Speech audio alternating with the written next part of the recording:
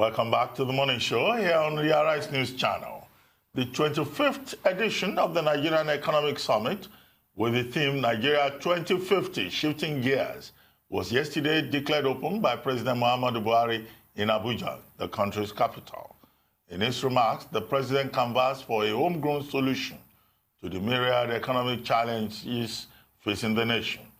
Other stakeholders in politics, economy, and civil society also had one thing or the other to say about the state of Nigeria's economy. But the predominant refrain is that time is fast running out for the Buhari administration to work out a formula for pulling Nigeria back from the fringes of a devastating economic implosion. Before we get to the first conversation of the day with Dr. Sam Amadi, let's take a look at a little of what President Buhari and a couple of other speakers said on the opening day. Today, many mistake prosperity with wealth. They are not necessarily the same.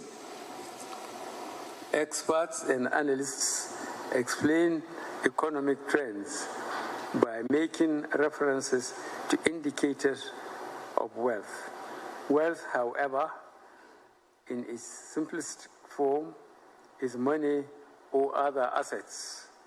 In recent years, global events have shown that when a society and its leaders are driven and motivated by these alone, the ultimate outcome is a divided state of severe inequalities.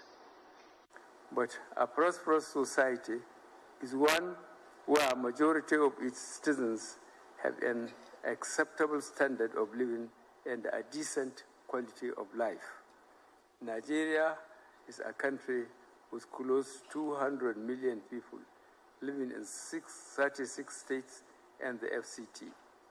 A significant proportion of Nigeria's prosperity today is concentrated in the hands of a few people living primarily in 4 or 5 states and the FCT. Some of the most prosperous Nigerians are here in this room. This leaves the remaining 31 states with close to 150 million people in a state of expectancy and hope for better opportunities to strive. This, in the most basic form, drives the migratory and security trends we are seeing today, both in Nigeria and across the region. In the recent weeks, I have been to Niger Republic to attend the Affairs Summit. I have been to Japan with fellow African leaders to attend the Tokyo International Conference on African Development. I have been to the United Nations General Assembly in New York and to South Africa on a state visit to exchange ideas on the common themes we share as two largest economies in Africa. What was very clear at these meetings and numerous others I have been privileged to attend over there is the increased consensus by leaders that to address population growth, security, and corruption matters in developing economies, our policies and programs must focus on promoting inclusivity and collective prosperity. This shift implies that the concept of having competitive free markets that focus on wealth creation alone will be replaced by those that propagate the creation of inclusive markets which provide citizens with opportunities that will lead to peaceful and prosperous lives. Recently, in a book about the financial crisis written by 3 leading United States policymakers who are advocates and true believers in the power of free markets, the authors also highlighted the need for the invisible hand of the market to work side by side with the visible hand of government to protect businesses and create opportunities for citizens. Our economic policies in the last 4 years focused on the need to uplift the poor and the disadvantaged and encourage inclusivity. This year's Economic Summit focuses on what Nigeria would be in the year 2050, when many studies estimate our population will rise to over 400 million people. As a government, our view is to equip our citizens with the means to seize any opportunities that may arise. This means we will continue investments in education, healthcare, infrastructure, security, and strengthen and entrench the rule of law. I am informed that this year's summit has identified key job-creating sectors such as agriculture, manufacturing, ICT, creative industry, and extractive industry as focus sectors.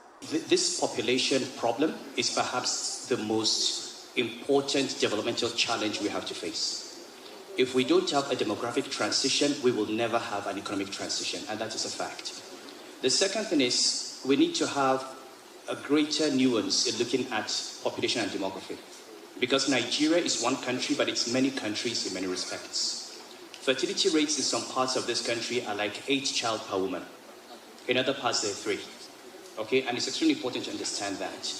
You also have huge variation in fertility rates determined by levels of education. So girls who have not completed secondary school tend to have, or women who did not have secondary education, tend to have more children on the average than those who have gone through secondary education. You also have variation around economic activity. So women who are employed or who are earning an income tend to have fewer children. So from this, we can begin to understand where the problem is coming from. We talk about a population growth of 3-point-something% in Nigeria. The reality is that most of that is coming from the northeast and the northwest. That's where we've got the largest number of people. It's where you have the highest fertility rates. It's where you have the highest number of girls who have not had an education. And it's also where you have the highest levels of poverty. So in addressing this for me, if you ask me what is the single most important mindset change we need to have to address population growth, it is to see the woman as a human being. As a human being like any other human being with rights to education, with rights to healthcare, with rights to protection against violence, with rights to protection against arbitrary divorce and abuse, with rights to earning an income.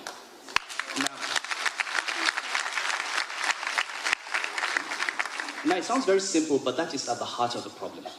So long as girls and women are seen as nothing but baby factories that are being produced so that they can be married and have children, and that is all they do, you're going to have this change. So from the perspective of Islamic law, what we tried to do in codification was to try to have a conversation where people understood that there are things that we interpret as tradition and think basically is Islam. And the great thing is that many Muslim countries have had reforms of family law. Look at Malaysia, look at Tunisia, look at Morocco, look at even Pakistan, look at Egypt.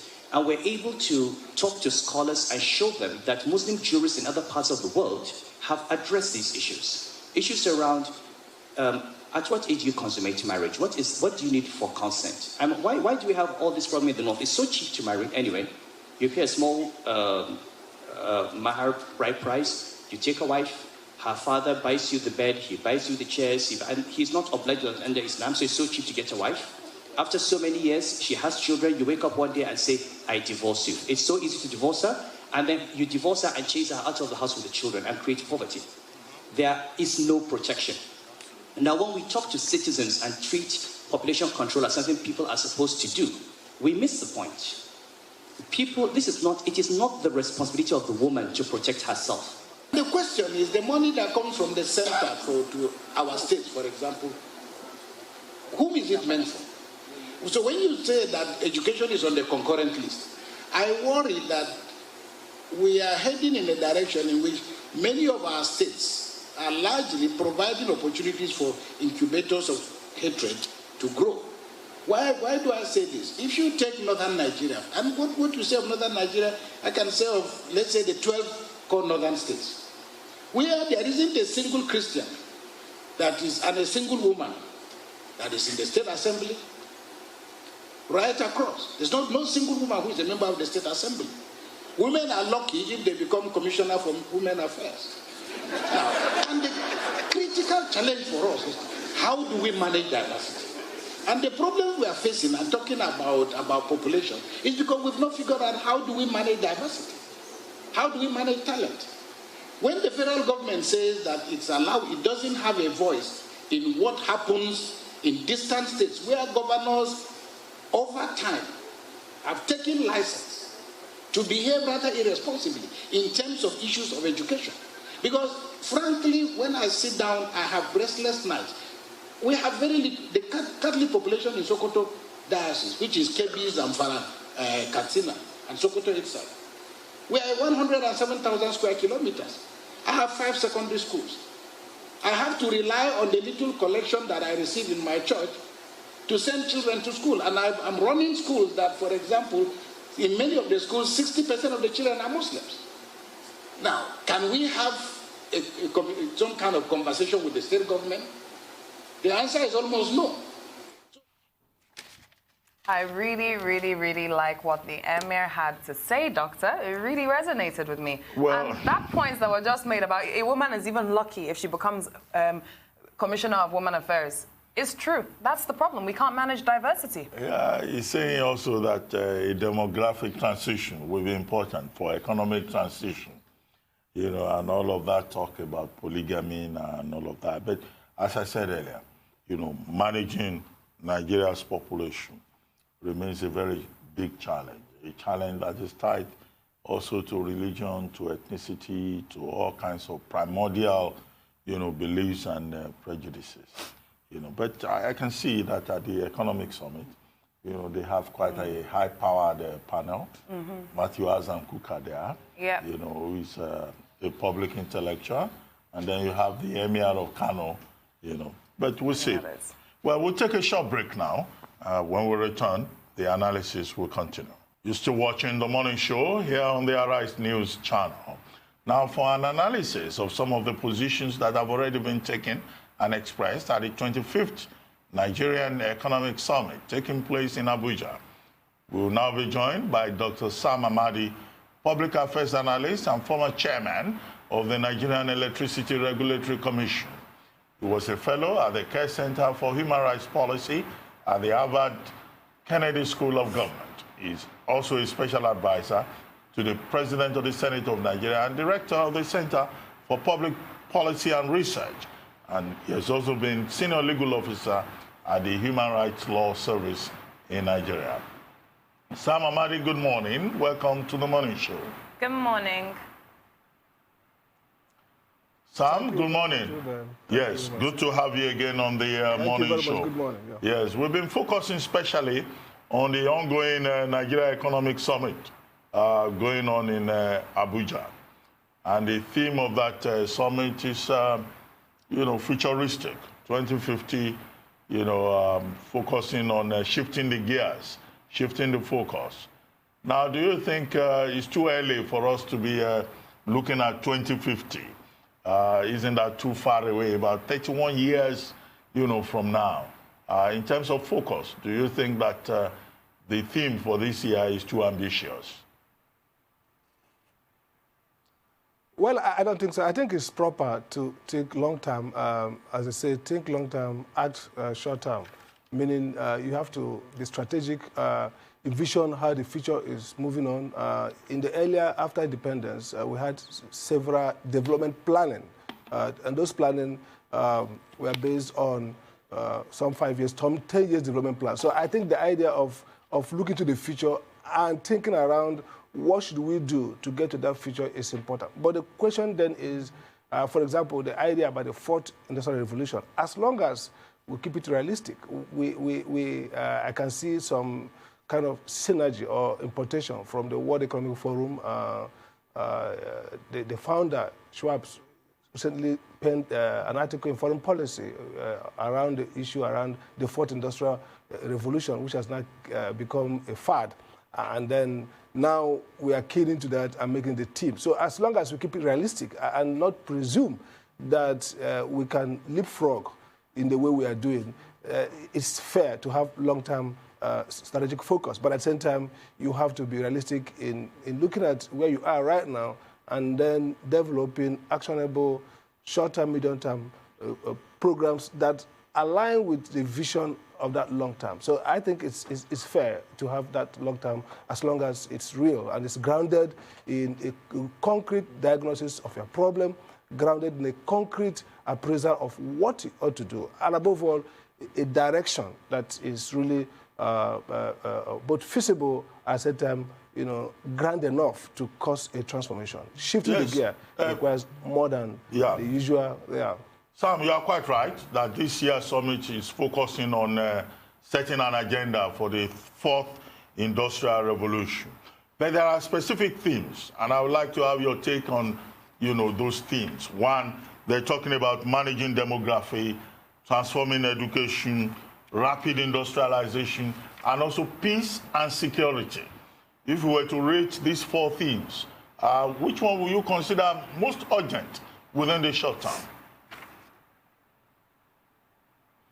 I think, interestingly, this is one of those circumstances by which what is most urgent might not be the most important. So the most urgent in this case, obviously, will be peace and security, because essentially, as we will discuss later, the different models of development, the idea about what really causes development, no matter the model you take, a minimum condition will be that you must be a country not at war with another country. You must be a country that's not in internal war with yourself to, be able to even create and maintain sustainable, significant economic growth. So I think the peace and security team is critical because we are almost not just being a stagnant economy, not just being underdeveloped, but we are almost becoming a vanquishing economy, meaning that if we continue the trajectory of banditry, of loss of governable space across the country, the result will be that all models and thinking around economic development could be theoretical, because by that time, you probably don't have a state.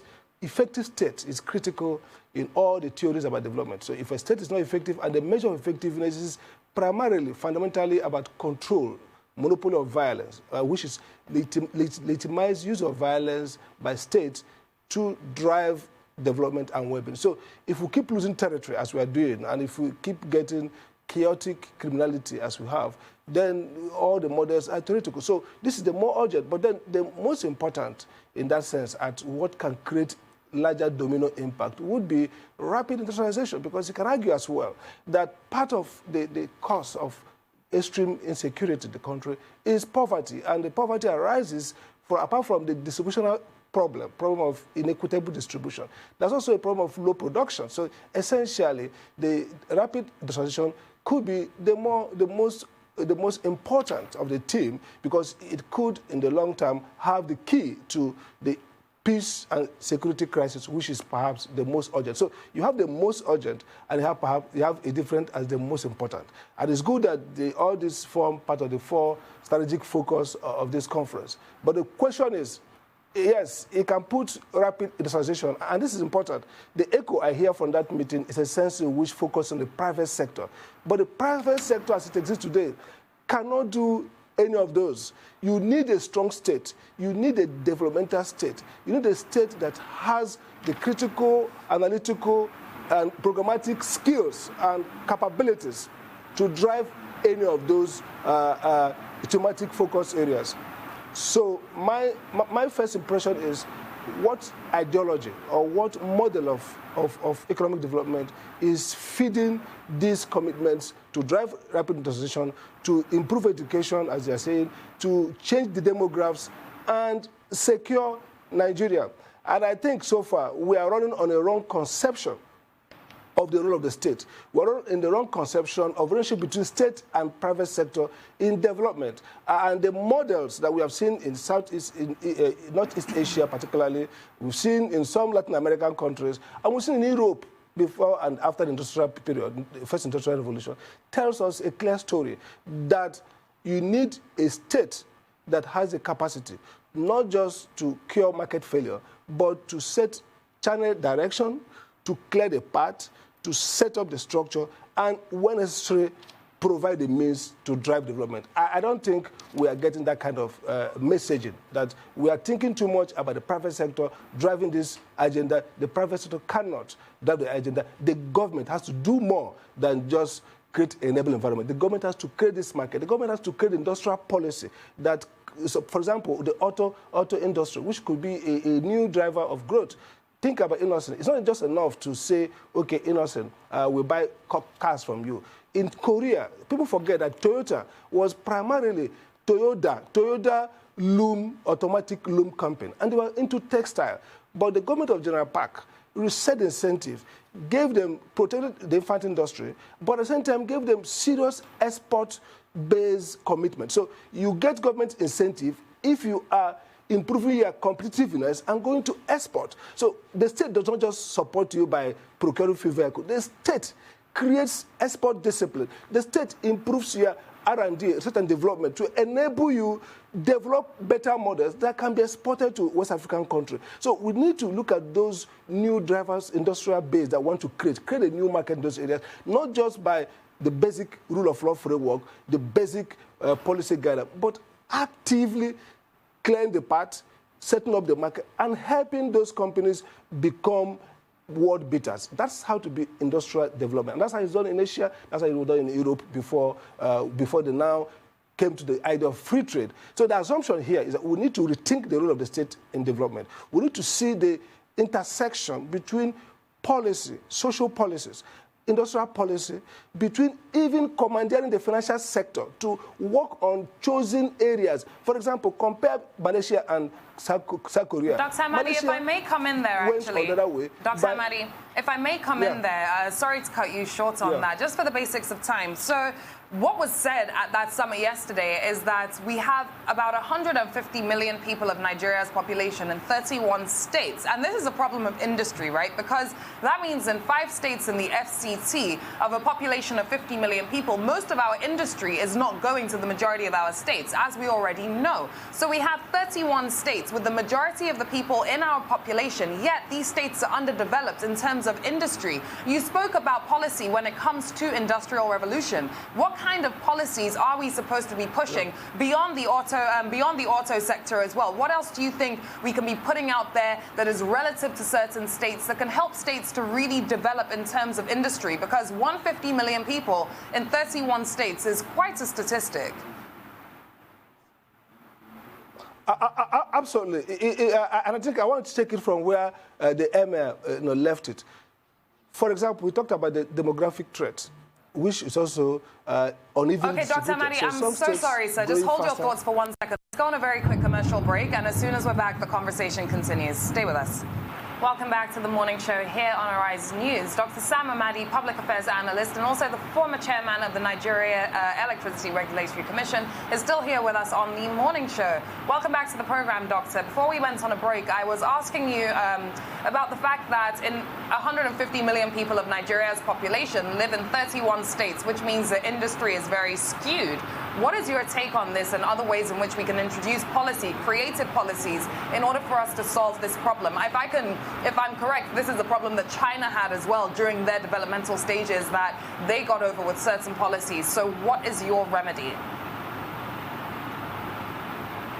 Well, thank you very much. Like I said, I think I will build up on the insight of the Emir. The first point to note is that, like China, you mentioned, China is a different kind of state. It's an ideological state. China is an authoritarian state, so China could have penetration to change behavior coercively by, legislating on number of children. But we can get around it in a different way. First, we have to realize, and this is where my case about a developmental state is critical. There are certain things that only the public sector can do. Change behaviors in those states. I'll give an example. We can work together with religious leaders to change perception about childbirth. You can also, for example, regulate age of marriage higher than what it is. The Child Rights Act, for example, was stalled by politics arising from religious beliefs. So this is where the state can push its social capital, its political capital, to create consensus among scholars of religion and the religious authorities to a new understanding about age of marriage. Because if we limit the number of people who are marrying early, if you improve education, like he said, then you are likely going to create a voluntary, kind of reduction in childbirth. The rate of marriage, the number of marriages are lower because people are marrying at a later age. People are in school. Those who are educated will not be given birth as frequent as others will do. And of course, they understand the economic impact of multiple childbirth. So essentially, you want to socialize differently. And that requires a state that pushes in, that more aggressively engages culture. And the argument has been very clear that culture determines, to a large extent, economic performance. That culture is not derogatory. It's not about religion. It's about values that inform behavior. So the state should be in the business of using nudging, what the behavioral economists call nudging, or using incentive to change behavior. But if we go back to private sector should drive the economy, we are back to failure because the private sector has no tool to really change that kind of behavior, to change the demographics in the state by reducing population over a long time, at the same time creating capacity for productivity. Because, you see, the problem of demography is also a problem of productivity, don't forget. If we are more and the land, we are relying on a land that is vanishing, but if we can create more wealth, then the possibility that starvation, overpopulation will lead to starvation will be less. So I think the policy should be around rethinking federalism, number one. We are so in love with this idea of our federalism. And so we are thinking about more states. The Supreme Court erred, in my view, when it held in the case under Obasanjo that the federal government that gives money to states should not have a control or some kind of monitoring or tracking on how federal allocation to states go. And what I've created is that we create inefficient states and we deprive the federal government of the capability, the tools of managing behavior, changing behavior, productivity, improve productivity in those states. I give an example of China. A new book came out on why China escaped poverty. And the theory is a theory of coevolution. And the idea is that China also allowed the Chinese decentralization was directed in a way that the federal government had capacity to use incentives to recreate economic relationship in the states. I think the way we are set up constitutionally and legally deprives us of the coherence and the capability to change outcomes where it matters most, which is the rural area. So I am for a new state, an idea that we should recreate a developmental state with the capacity to negotiate, sometimes commandeer the financial sector, institutions, to direct them towards areas that have multiple public value, rather areas of private interest. Because like Keynes rightly observed, there's no magic in heaven or earth that says that private interest and public value will align. It is the state that drives that alignment. Well, let me get something clear, Sam Amadi. I mean, the point you are making about the role of the state. I mean, ordinarily, one would think that the primary responsibility of the state is to provide an enabling environment, which is something that came through in the presentation by President Buhari at that economic summit. When he was talking about partnering with the private sector, ensuring that we have a competitive private sector that is ready for the future and that can move Nigeria forward economically. I mean, even the China example that you have cited, China at the time, in fact, had to create more room for the private sector. Even public-owned companies, at some point in China got, private sector participation. What is the extent that you define in terms of this role of the state? You want the state to be a market maker, or you want the state to be a market enabler going forward? Very good, very good. I like that question. First, it's a dispute around what does it mean to say enabling state. The traditional neoliberal World Bank previously sponsored notion is that what that means is that a state that protects rule of law, property rights, proprietary rights, intellectual property, a state that allows returns on investment. But that's not what I mean by, if you call it, I call it developmental state, some call it entrepreneurial state. The state creates market where there's no market. The state deepens a market, and the state redirects focus on a different market. So when we talk about enabling the private sector, it's conventionally meant that, look, the state should just perhaps provide sensible policies, allow the market, private sector choose where to invest, how to invest. But the theory that has worked in Korea, and let me give you two examples, very clear from history. Now, what we call the Northeast Asia is successful. The Southeast Asia is not. That means Japan, Korea, China have done, Taiwan have done very well. They've done very well because they followed some set of policies. For example, all of them did agrarian revolution, meaning reform of agriculture. But Korea and China and Japan did theirs in a manner that enabled peasants own land. So they created land ownership, and then they gave credit to peasants, and those stimulated economic household purchasing power, and they channeled that towards industrialization, which is strategic state-managed process. Take, for example, Hong Kong. Hong Kong is a financial sector. It doesn't have much manufacturing capability. Take, for example, Malaysia. Malaysia did land reform, but it ended in plantation, private sector-owned plantation. And today, Malaysia has more billionaires than Korea. Korea is an industrial power. Malaysia is not. So what's the difference? The difference is that one person allowed financial sector, private sector to bubble wealth to private pockets. The other one used commanded financial market to channel creativity in manufacturing, so that at the end of the day, the economy grew. So my sense of what government should do is not just to provide an environment, but to be strategic. And the central bank is starting to do that now. Strategic, to use your resources, financial sector, financial resources, to incentivize private sector behavior in the areas you want it, and to shape, clear the path, and set up markets. Because I'll give you an example. To think about the correctional services, the change from prison to correctional services, a good idea. Now, you can create a lot of wealth, jobs from that by building the prisons themselves, creating processes for private prison managers to come into the prison services. But you'll be the one that not just provide the policy, but you'll be the one that creates the incentive and almost like go and set up the shop and invite them to run. That's what I'm talking about. Now, let's talk about power sector, where I was. When we wanted to do the local content law, the IMF said we shouldn't do that because it's going to constitute infringement of free trade.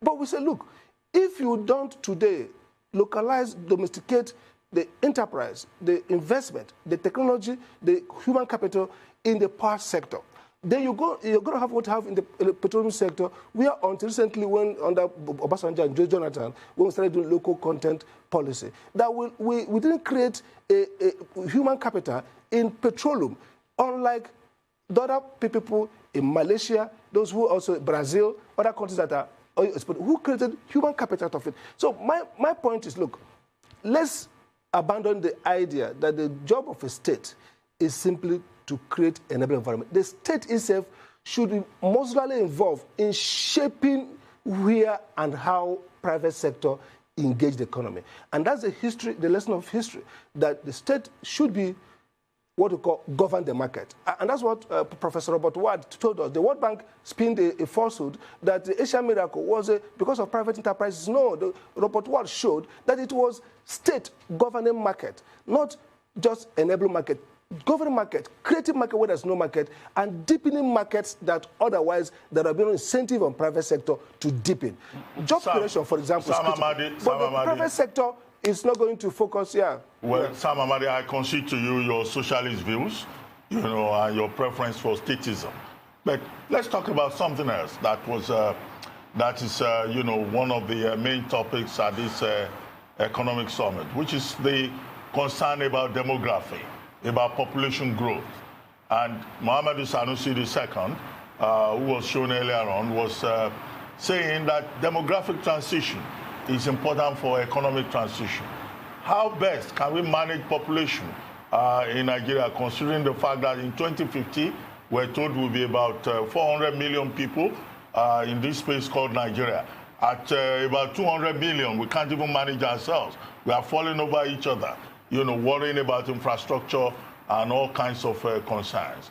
What kind of demographic transition would you like to see? Well, Well, I think first, let's get back to Malthus. Malthus and his doomsday prediction of population. Of population. Yes, of population, maybe geometric and then resources, productivity, arithmetical progression. But then it was proved false because of what? Innovation. And not innovation, like I said before, whether it's with Google, with Apple, with anybody, has been brokered by the state, mostly investment in R&D, research development. But that's at that point. Now in Nigeria, have we discounted debts that will arise if we continue in this part of a dysfunctional state? So when we talk about 40 million in 2050, how about if we have wars, we have tragedies, those will also be discounted. But that's, at any rate, we are going at a high rate. Per capita, the birth rate is very high in Nigeria compared to perhaps the highest in the world, apart from some of the Middle Eastern states. Now, the question, what I would say is 2 points are critical. One is voluntary. Another one is forced change of behavior. And so what can we do with demographs? First, we need to look at the drivers. What a driver of the higher childbirth is religion. Unfortunately, we pride ourselves with our religious heritage, which is good, but sometimes we forget that it's actually a problem. And therefore, the state, in a very cynical way, can be in the business of helping theologians to create a new narrative about, and they can source from both scriptures, Christian, Quran and the Bible, as to why responsible fatherhood, like the Emir has been saying, that's a message that needs more state articulation. So the governors and state governments in the northern part of this country and some of the other high area of higher childbirth should take that message and see it as authentically aligned with their religion. Because we need to first start with people understanding the danger to personal well-being of high population. Again, also on the voluntary side of it, this is where a massive Marshall Plan on education, especially of females in the North, should be a national priority. I'm in support of putting a lot of money, because if you look at the poverty demographs and the population demograph, you discover that essentially we are dealing with a largely northern crisis. And therefore, as a country, we should put a lot of money there, not just putting money the way we do, put money with a commitment of behavior change, of policy change. And by the way, Nigeria is, interestingly, the Asian countries that have done well are countries to lower... Well, Sam, if I may just interject Nigeria here. Has high inequality. If I may just interrupt you here, we'll need to take a short commercial break. When we come back, then, we'll continue with the conversation. We'll be right back. Just stay tuned. Welcome back to the morning show here on the Arise News channel. Still with us is Dr. Sam Amadi, Public Affairs Analyst and former chairman of the Nigerian Electricity Regulatory Commission, NERC. Now, Sam, sorry I had to interrupt you and for us to go on a short commercial break. You may continue from where you stopped. Okay. Thank you very much. So the point I was trying to make is that, look, you have coercive and non-coercive measures. And so the first non-coercive measure, I say that the government should be interested in the ideology driving social behavior. There's a new book that came out from Robert Skiller, a Nobel laureate who made fame writing about contagion and irrational behavior. It's called The Narrative Economics. And the idea is to show how, the book just came out like a month ago, and the idea is to show that belief system, religious beliefs and social beliefs, how they condition economic behavior and ultimately economic development. And so the question, the simple issue is that a mobilizing state, a developmental state, does not just pay no attention to belief systems, because ultimately they feed into behaviors that shape productivity, shape economic well-being of both themselves, of both families, and of the nation.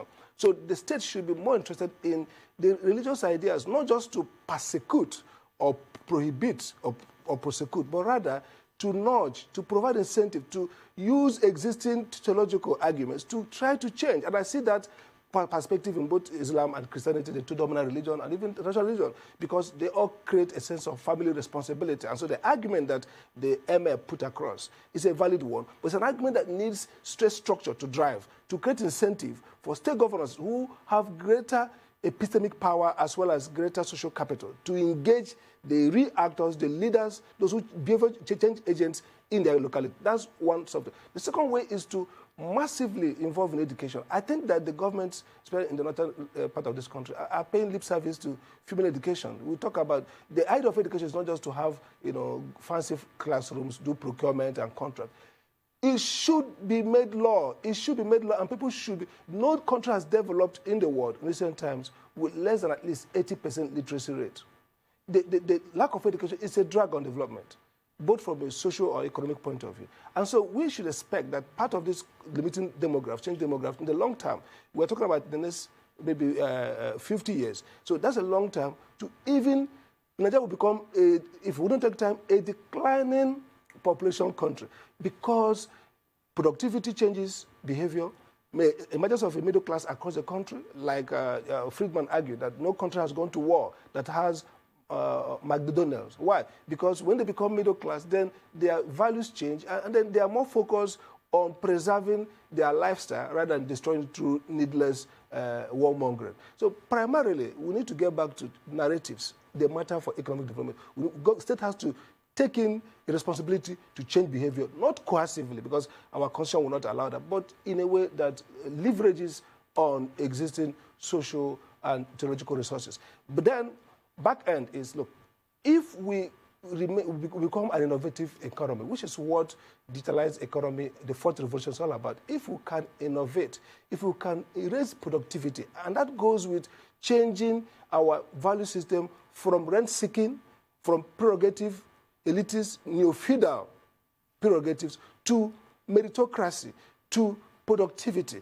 That will incentivize the system, and then Nigeria will become a productive laboratory. People are producing. Then the slightly higher demograph may not matter ultimately when productivity is higher than growth in population. So we have a double whammy here. We are growing unsustainably in population. At the same time, we are declining, or stagnant at least, in productivity. So the Malthus doomsday prophecy, unlike what happened in Europe, may come true because we're not increasing in productivity. Why it didn't happen in Europe was that he didn't factor gargantuan change in productivity arising from technology, arising from the first, second, and third industrial revolutions. So essentially, our best bet here, change behavior, recreate our value system, create a productive economy, and the state has to lead in all these areas. They have to show discipline.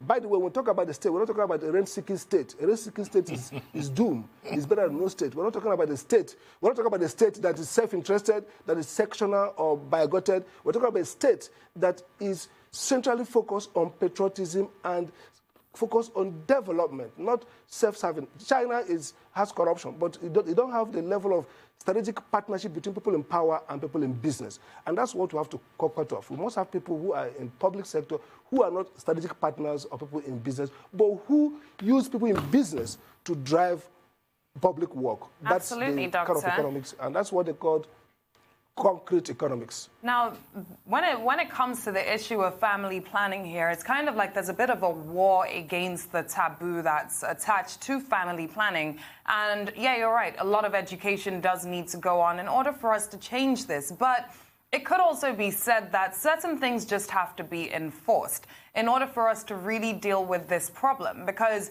we can accommodate culture, we can accommodate religion, but at the end of the day, governance must prevail and governance must rise above individual views and beliefs in order for us to be able to have a society that can function collectively. What are some of these enforcements that we need to see in order for us to go beyond conversation now and actually into practical terms? 2050 may seem like a far way away, but 31 years is not that long in hindsight.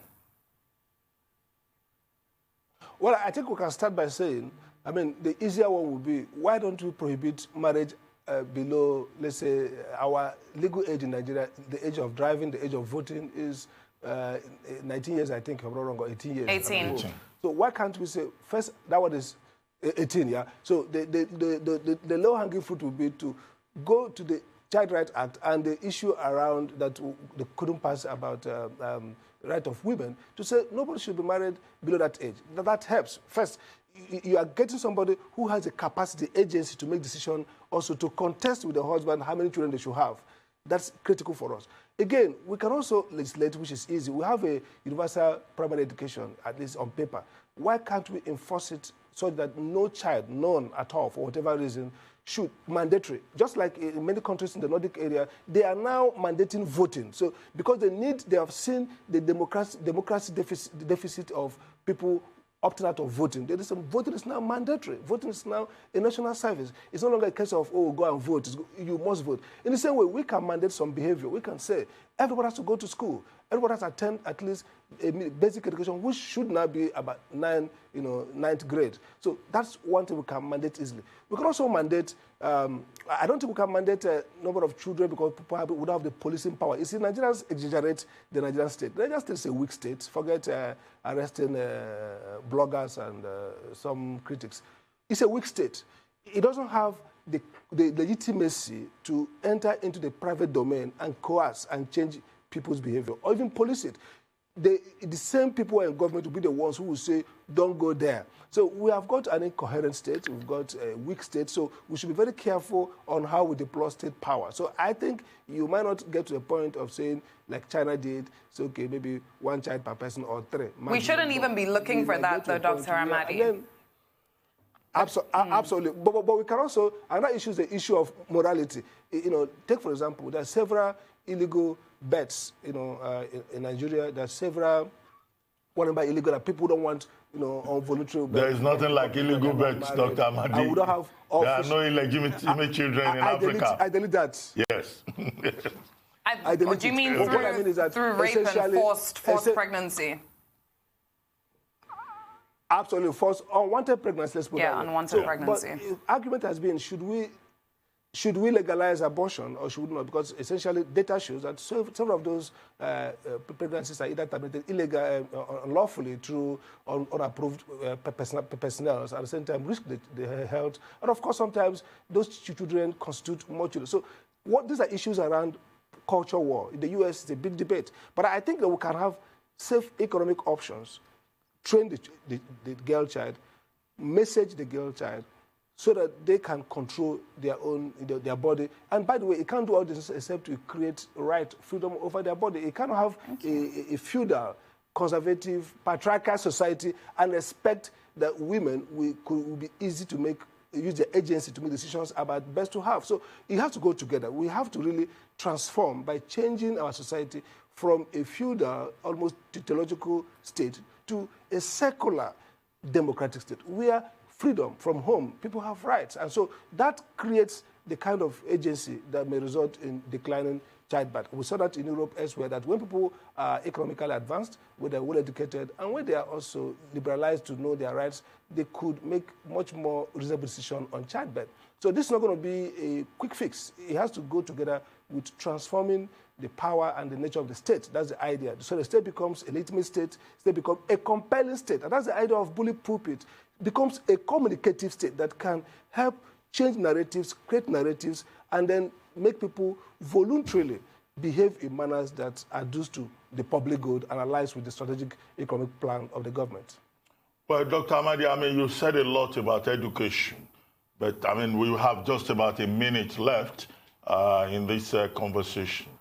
I would like you, by way of a summary, to articulate, what level of emphasis both the state and the private sector should place on education as you move towards this, 2050, that is the focus at the Economic Summit. I think this is the biggest area that states and private sector can go in. Private sector has direct benefit to derive from a much more educated workforce. Of course, in today's globalized world, the private sector can hire from anywhere. So the government should encourage private sector, tax credits, all kinds of incentives to invest more in education. Now, there are two things I want us to do. First is that the government should reallocate their investment in public funds in primary level education. We should have a robust primary sector because research shows that the greater soft skills and the greater capacity for economic development arises more from basic education that is qualitative, that is cutting edge. Secondly, let the individuals pay for university education. We should not be underfunding primary school and funding private university education. I think it doesn't make sense. We should fund basic education for everybody qualitatively. Let public schools like Rwanda, they are better than private school, but allow people to buy university education with government support, with grants and loan payable. We shouldn't be funding mediocre university education and totally underfunding basic education. Let individuals, all these people who buy cell phones of 300,000, 600,000, can pay 100,000, 200,000 for their children. I have a child in the University of Lagos, and I know what I pay. I know what my two children at Sam Amadi College pay. They are nowhere near each other, and this is university education, and we expect that we're going to have world-class research. Well, thank you very much, Dr. Sam Amadi. Thank you very much. Thank you. Dr. Amadi, thank you very much. It's been a very interesting conversation with you this morning. We look forward to seeing you again on The Morning Show.